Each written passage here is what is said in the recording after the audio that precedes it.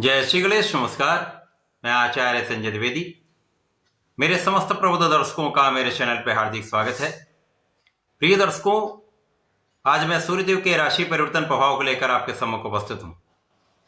सूर्यदेव जो नवग्रह में राजा हैं, 14 मार्च को अपनी राशि का परिवर्तन करेंगे तथा वर्तमान कुंभ राशि को छोड़कर देवगुरु बृहस्पति की मीन राशि में इनका प्रवेश होगा। अब देवगुरु बृहस्पति के साथ सूर्यदेव का अतिमित्र का भाव है, जिसके कारण ये अत्यंत अनुकूल परिवर्तन है।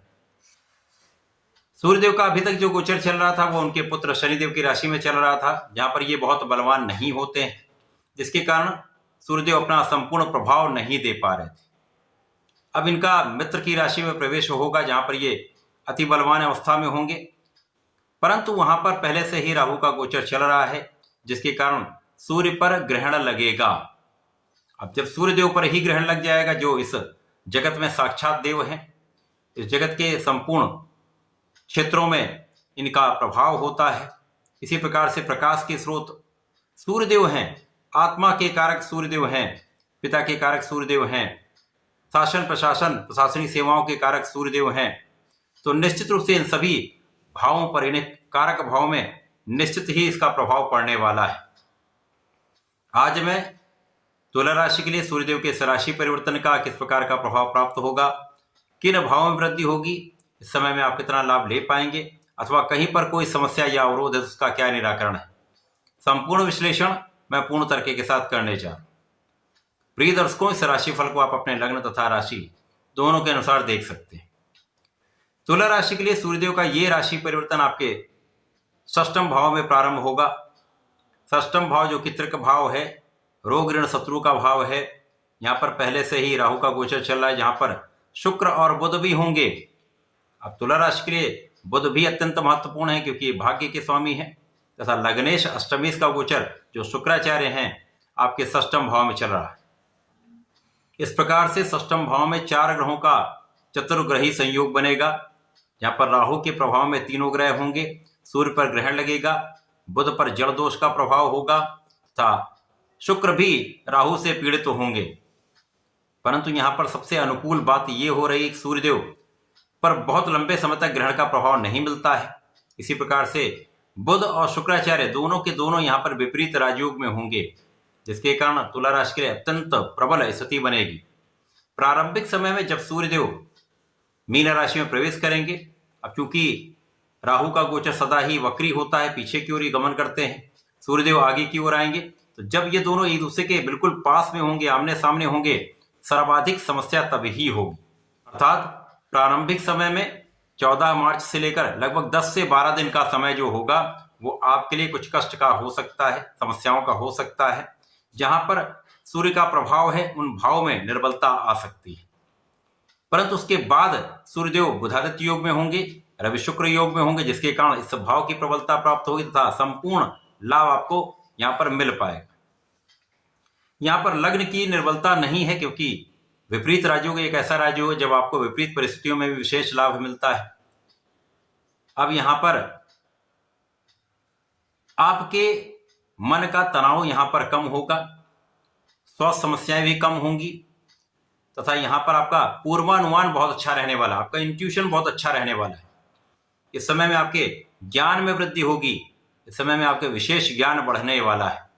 आपके पारिवारिक भाव में वृद्धि होगी तथा आपके आध्यात्मिक क्षेत्र में आपकी वृद्धि होने वाली है। जो लोग रिसर्च के क्षेत्र में जाना चाहते हैं अथवा रिसर्च के क्षेत्र में ही हैं, उनको विशेष लाभ मिलेगा। इस समय में आपके शत्रुओं का विनाश निश्चित है, कोई यहां पर किसी प्रकार का कोई संदेह नहीं।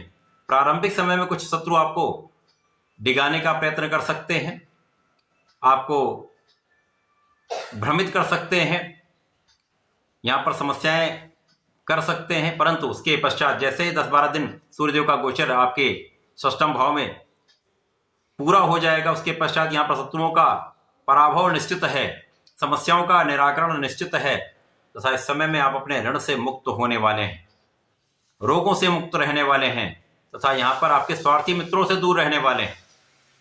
सूर्यदेव का प्रभाव यहां पर आपके विदेश से एक अच्छा लाभ दिलाने वाला होगा। विदेश यात्राओं में अथवा दूर दूर की यात्राओं से आपको लाभ मिलेगा। व्यापारिक यात्रा विशेष रूप से महत्वपूर्ण भी होंगी, धन लाभ देने वाले भी होंगे। इस समय में कुछ एलर्जी की समस्या हो सकती है, चर्म रोग से संबंधित कुछ समस्याएं हो सकती हैं। बड़े किसी रोग की संभावना नहीं है, परंतु भाग्य के भाव में कुछ निर्बलता जो चल रही है वो दूर होगी, तो भाग्य का साथ भी मिलने लगेगा। आपके धर्म कर्म के कार्यों में आपका मन भी लगेगा, तो धर्माचरण करने से आपके मन को भी संतुष्टि मिलेगी तथा आपके कार्य क्षेत्र में भी प्रगति होगी। इस समय आप पूर्ण मनोयोग से कार्य करने वाले हैं। जो लोग विदेश में रहकर कार्य कर रहे हैं, जो लोग विदेश में रहकर व्यापार कर रहे हैं अथवा विदेश सेवाओं में हैं, उनके लिए विशेष योग बन रहा है। जब आपके पद में वृद्धि हो सकती है, आपके कार्य क्षेत्र का विस्तार हो सकता है, आपके अधिकार क्षेत्र का विस्तार हो सकता है, तो ये एक अच्छा समय है। पहले के समय में जब राहु का प्रभाव अकेले प्राप्त हो रहा था, तो यहाँ पर वाणी के कारण समस्या आ रही थी। तो अपने वाणी पर तो आपको नियंत्रण रखना होगा, क्योंकि जड़ दोष है। और सूर्य और राहु का प्रभाव जब थोड़ा सा 10-12 दिन का हो जाएगा, उसके पश्चात जो इनका प्रभाव प्राप्त होता है वो आपके कूटनीतिक भाव में प्रबलता ला देता है, आपकी बुद्धि का बल श्रेष्ठ हो जाता है। इसी प्रकार से यदि आप कहीं पर भी हो, किसी भी क्षेत्र में हो, चाहे वो नौकरी का भाव हो, व्यापारिक भाव हो या आपका प्रोफेशन हो, समस्त क्षेत्रों में यदि आप विचार करके काम करेंगे तो किसी प्रकार की बड़ी समस्या नहीं आएगी। अब यहाँ पर आपको सावधान कहाँ रहना है? भोग विलास से बचना है, स्वार्थी मित्रों से बचना है, किसी भी प्रकार के विवाद में पड़ने से बचना है, चाहे वो आपका हो या अन्य लोगों का। अवॉइड करने का प्रयत्न करें। यद्यपि इस समय में आपकी कानूनी समस्याओं में आपका पक्ष बलवान है, आपका कानूनी समस्या का भाव प्रबल है, यहाँ पर आप संपूर्ण रूप से विजयी होंगे, परंतु किसी विवाद में पड़ने से अच्छा है उससे दूरी बना लेना। उससे दूरी बना लेंगे तो समस्या कम से कम होगी, आपका तनाव कम होगा। इस समय में लाभ तो आपका बढ़ेगा। अचानक आपके कार्यक्षेत्र में वृद्धि से धन लाभ हो सकता है, अचानक आपके व्यापार में प्रगति हो सकती है, जिससे कुछ धन प्राप्त हो सकता है, अथवा पारिवारिक संपत्ति के भाव से आपको कुछ धन प्राप्त हो सकता है, पिता के सहयोग से आपको कुछ धन प्राप्त हो सकता है। तो ये एक अच्छा भाव बन रहा है। अब चूंकि सूर्यदेव तुला राशि के लिए बहुत कारक नहीं है, लेकिन यहाँ पर लाभ के स्वामी और शुक्राचार्य के साथ ही इनका गोचर चल रहा है, जिसके कारण लग्न की समस्याएं दूर होंगी, मन का तनाव दूर होगा, डर दूर होगा, तो आप किसी भी प्रकार के व्यसन में पड़ने से बचेंगे, क्योंकि आपका मन यहाँ पर बहुत प्रबल रहने वाला है, आपका कॉन्फिडेंस बहुत अच्छा रहने वाला है, इसका संपूर्ण उपयोग आप अपने जीवन में करने वाले। तो ये समय अच्छा है। इस समय में आपको नियमित रूप से भगवान भोलेनाथ की आराधना करनी चाहिए, नमः शिवाय पंचाक्षर मंत्र का जप करना चाहिए तथा प्रत्येक शुक्रवार को भोलेनाथ पर जलार्चन करें, दही का अभिषेक करें तथा लाल चंदन का अर्पण करें, तो विशेष लाभ आपको प्राप्त होगा, समस्याएं भी दूर होंगी, लाभ वृद्धि हो जाएगी। तो ऐसा करके इसका लाभ लें। धन्यवाद, नमस्कार।